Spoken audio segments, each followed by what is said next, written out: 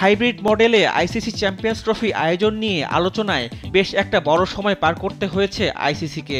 Champions trophy খেলতে পাকিস্তানে ভারত খেলতে রাজি নয়, পাকিস্তানও চ্যাম্পিয়ন্স ট্রফি ইস্যুতে ছাড় দিতে রাজি না। এমন দোলাচলেই অনেকটা দিন পার করতে হয়েছে আইসিসি চ্যাম্পিয়ন্স ট্রফির আয়োজন। তবে শেষ পর্যন্ত পাকিস্তানও ভারতে খেলতে যাচ্ছে না। এমন শর্তে আইসিসি চ্যাম্পিয়ন্স ট্রফি হচ্ছে হাইব্রিড মডেলে।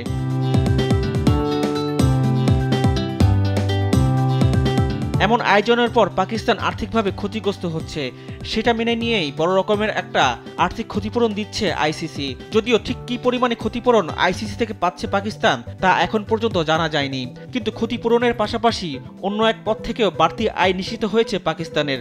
ভারতের সব ম্যাচ দুবাইয়ে হবে, সেখান থেকে বাড়তি আয় হবে পিসিবির।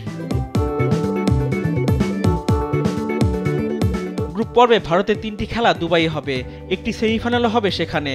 ভারত যদি ফাইনালে ওঠে তাহলে সেই খেলাও দুবাইয়ে হবে। পাকিস্তানে গণমাধ্যমে খবর দিয়ে জানানো হয়েছে দুবাইয়ে মাঠে টিকিট বিক্রির 50% টাকা পাবেন তারা।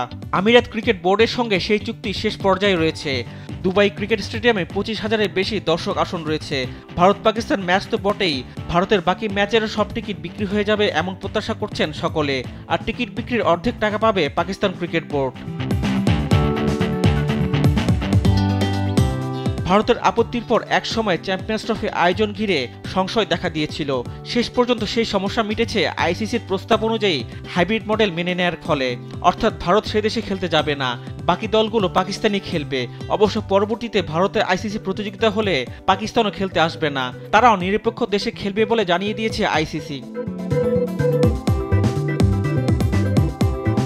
ভারতে খেলতে না যাওয়ার ক্ষতিপূরণ পাচ্ছে পাকিস্তান ক্রিকেট বোর্ড, তবে তারা প্রতিযোগিতার আয়োজক সত্ত্ব পাচ্ছে এখনই। দুবাইয়ের ম্যাচের আয়োজনও তাদেরই করতে হবে।